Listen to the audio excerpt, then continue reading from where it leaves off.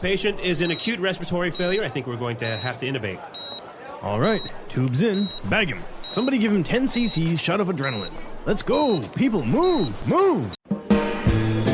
Hello, everyone. Welcome to another great lesson with us here at English Pod. My name is Marco. And I'm Erica. And today we're going to be talking about an ER, an emergency room. Exactly. We're bringing you our very own ER drama here at English Pod. Yeah, doctor shows are very popular with people, medical terms and all that stuff. Yeah, so we're going to teach you some words that you might hear commonly in medical shows on TV or in movies. This is really common language in television. Or even at a hospital, right? Well, yeah, but let's hope our listeners don't have to face this. Okay, so let's preview some words in vocabulary preview. Vocabulary preview. All right, so what's our first word? Okay, the first word is CPR. CPR. CPR. So that's pretty easy. What does that mean? Well, it's short for cardiopulmonary resuscitation. Okay. If that means anything to you. Well, cardio is related to the heart. Uh-huh. Pulmonary refers to the lungs. Yep. Resuscitation means to come back to life. Yes. So basically CPR is, you know when someone stops breathing, you put your mouth on their mouth and you breathe inside their lungs? Okay, to give them air. Yeah. Oh, okay. So CPR. That's CPR. Okay. So let's take a look at our next word. BP. BP. So BP is short for Blood pressure. blood pressure. That's just the way that doctors use it in the emergency room. Exactly. Pretty simple. Okay, so blood pressure. And our last word, acute respiratory failure. Acute respiratory failure. So what is that exactly? That sounds complicated. Basically, it's really serious that you stop breathing. You stop breathing. Yeah. Okay. So if you go into acute respiratory failure, then the doctor or somebody has to perform CPR. Right. All right, cool. Okay, so we've previewed these three great words. Now let's listen to our dialogue for the first time. It's going to be really fast and you're going to have a lot of drama in it, so don't worry if you don't understand everything. Yeah, we're going to come back and teach you some of the important language.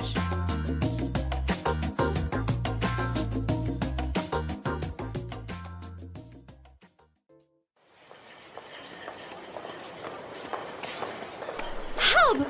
Are you a doctor? My poor little Frankie has just stopped breathing. Oh my gosh, help me.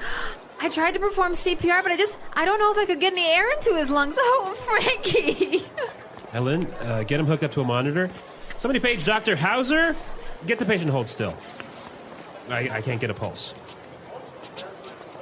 Okay, he's on the monitor. His BP's falling. He's flatlining. No! Frankie! Doctor, do something! Someone get her out of here. Get me the defibrillator. Okay, clear? Again, clear? Come on, damn it, I'm not letting go of you. Clear! I got a pulse. Okay, what's happening? Patient is in acute respiratory failure. I think we're going to have to intubate. All right, tubes in. Bag him. Somebody give him 10 cc's shot of adrenaline. Let's go. People, move, move.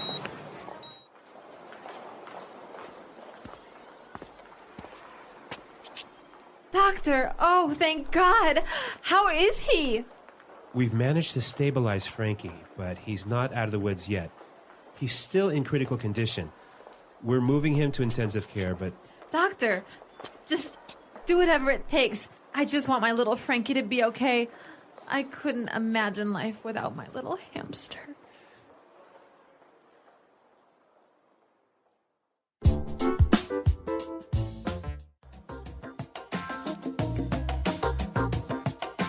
Wow, so much drama over a little hamster. Yeah, a little pet, hey? A little pet, the little hamster. Well, you know what? I can relate to this owner, and I'm going to tell you a little bit more about that later. Yeah, I know you have a really good story about this. Yeah, but in the meantime, let's look at some great language in Language Takeaway.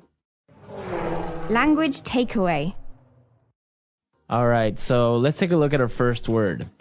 Intubate. Intubate. Intubate. Intubate. So this is a medical procedure. Exactly. When a patient can't breathe properly, sometimes the doctor takes a long tube and puts it into their mouth and down their pipes, I guess, down their breathing tube. Right. So that they can breathe better. Okay, so that's to intubate. Yes. Okay, so once they've intubated the patient, they start to bag him. Yeah, bag him. Bag him. Bag him. Does that mean they like put a bag over the person's head or something? No. So there's a bag attached to this intubation tube, and you squeeze it to put air into the lungs. Okay, so you squeeze this bag and it puts air through the tube. I think this is just medical slang. Yeah, I guess bag him. Yeah, but you hear it all the time on TV, so it's important our listeners know it. Okay. Let's look at our next word. Critical condition. Critical condition. Critical condition. The patient's in critical condition. This condition means it's serious. Right. If a patient is in critical condition, they're either really, really hurt or really, really sick, and they could die pretty soon. Okay. So you don't want to be in critical condition. No. Let's take a look at our next word. Stabilize. Stabilize. Stabilize. Stabilize. So when the doctors stabilize a patient, they take that patient out of danger. Exactly. When a patient is stabilized, they probably won't die in 5 minutes. Okay. But they could still be really sick. They could be in critical condition, right? But it's under control. Exactly. Okay. Yeah. Stabilize. Let's look at our last word. ICU. ICU. ICU. Intensive care unit. Okay, that's what it means. Intensive care unit. Yep. So that's the place where patients who are in critical condition are taken. Right. So what's the difference between an ICU and a regular room? Well, I don't know. I've never been in one. But I think like patients are monitored regularly. And I think there's, maybe there are more nurses and fewer patients. There's just a higher level of care. A higher level of care. Yeah. Okay, so it's time for us to listen to our dialogue again. Now try to catch all of these medical terms that we've just talked about, and then we'll come back and explain a few phrases. Help! Are you a doctor? My poor little Frankie has just stopped breathing. Oh my gosh, help me. I tried to perform CPR, but I don't know if I could get any air into his lungs. Oh, Frankie. Ellen, get him hooked up to a monitor. Somebody page Dr. Hauser. Get the patient to hold still. I can't get a pulse. Okay, he's on the monitor. His BP's falling. He's flatlining. No! Frankie! Doctor, do something! Someone get her out of here. Get me the defibrillator. Okay, clear? Again, clear? Come on, damn it, I'm not letting go of you. Clear! I've got a pulse. Okay, what's happening? The patient is in acute respiratory failure. I think we're going to have to intubate. All right, tubes in. Bag him. Somebody give him 10 cc's shot of adrenaline. Let's go. People, move, move. Doctor, oh, thank God. How is he? We've managed to stabilize Frankie, but he's not out of the woods yet. He's still in critical condition. We're moving him to intensive care, but... Doctor, just do whatever it takes. I just want my little Frankie to be okay. I couldn't imagine life without my little hamster. Okay, so there are some really good phrasal verbs in this dialogue. Yeah, a couple of good phrasal verbs. Okay, so let's take a look at these phrasal verbs in putting it together. Putting it together. All right, so what's our first phrasal verb today? Hook up. Hook up. Hook up. So to hook up. So when we talk about hooking something up, we are usually talking about electronics, right, Marco? Yeah, you usually hook up your TV or your computer. Yeah. So why don't we listen to some examples of how we would use hook up? Example 1. I finally got a Nintendo Wii. Come on, help me hook it up to the TV. Example 2. I don't know how to hook up this new DVD player. Can you help me? Example 3. I just hooked up my new HD TV. Want to come over and watch a movie? Great. So you can see that there are a few different variations of this pattern here with the word hook up because it's a phrasal verb. Exactly. And I think the same patterns can apply to our next phrasal verb. Hold still. Hold still. Hold still. Hold still. So the doctor needed the patient to hold still. Right. To stop moving. Stop moving, exactly. Okay, let's listen to some more examples of hold still because, again, it's a really great phrasal verb that you can change up a little bit. Example 1. If you don't hold still, I can't see if you have something in your eye.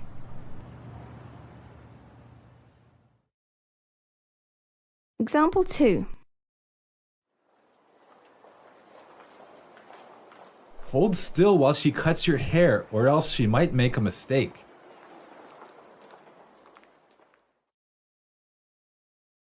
Example 3. Hold still, you have a bee on your back. Okay, hold still. Great word. Yep. All right, one final phrase for you. Out of the woods. Out of the woods. Out of the woods. Out of the woods. So when someone's out of the woods, they're Free from danger. safe. Okay, safe. Yeah. I guess it's kind of a saying. Yeah. Like, I'm out of the woods. Yeah. I'm Yeah. free. I'm safe. I guess there are two variants of this phrase. We can say, I'm out of the woods, or we're out of the woods, or I guess we're not out of the woods yet. Uh-huh. Yep. So, okay. Out of the woods. Okay, so now it's time for us to listen to our dialogue again. And when we come back, Eric is going to tell us about her ER story.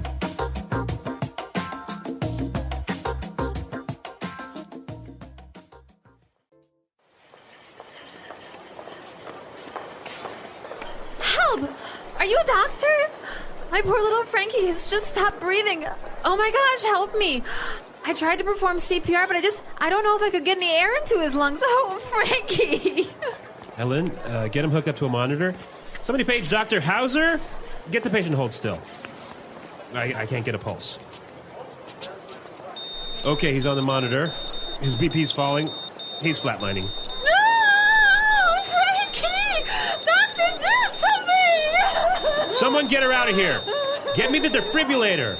Okay, clear? Again, clear? Come on, damn it, I'm not letting go of you. Clear! I got a pulse. Okay, what's happening?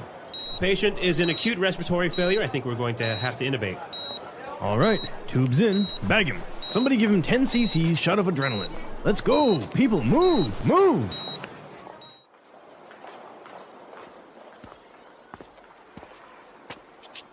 Doctor, oh, thank God.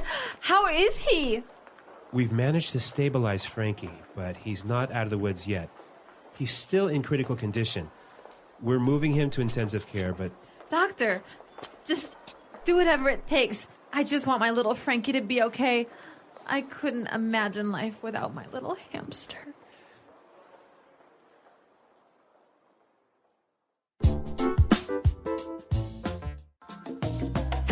Okay, Erica, so what happened? What emergency did you have? Well, it was with my cat. Your cat. Yes, I had some people over for dinner, and it was maybe 1:30 in the morning, and I went downstairs to let them out and show them where the taxis were. And then I came up and I saw that the cat was gone, and it turned out that the cat fell out of the window. Fell out of the window. Yeah. All right, but our listeners have to know what story or what floor do you live on? The 20th floor. The 20th. Yeah, so this is really dangerous, right? That's really high up. Yeah. So I went outside and I was calling for my cat, and I was like, Mr. Finn, where are you? How did you know he fell out? I just knew. Yeah? Yeah. Mother's instinct. I guess so. And so he was calling back to me, and so I picked him up and brought him to the house, and then we had to bring him to the vet, and it was 2:30, 3 in the morning at this time, and the vet was like not very happy that we woke him up out of bed. But that was a really good emergency, though. Yeah. So anyway, we brought him to the vet. He was in critical condition for a couple of days, and then we had to keep him in the vet's ICU for about a week. He broke his back. He broke two of his legs. Wow. Yeah, and so he was in the hospital for 3 weeks, and then at home on bed rest for another 3 weeks. Wow. But now he's good as new. Good as new. Yeah. He used up one of his 7 lives. Yes. 9 lives. Nine? Yeah. I think maybe 8 of his 9 8. lives. He's only got one left. Yeah. Wow, that's an interesting story. I guess that's the inspiration under this dialogue. Exactly. Sometimes we Anglos really treat our cats and our hamsters and our dogs like they're our children. Yeah. No, that's good. Yeah. Well, I'm glad Mr. Finn is okay and he's walking and good as new. Yep, good as new. So maybe our users have some stories about their pets Yes. being taken to the hospital. I want to hear. Yeah, that should be interesting. I've never had a pet actually break a leg or anything, so don't have any pet stories this time. But we want to hear what you think, so come to englishpod.com, leave all your questions and comments and your stories. Yes. And we'll be there to answer them. Well, guys, thanks for listening. And until next time, Goodbye. Bye.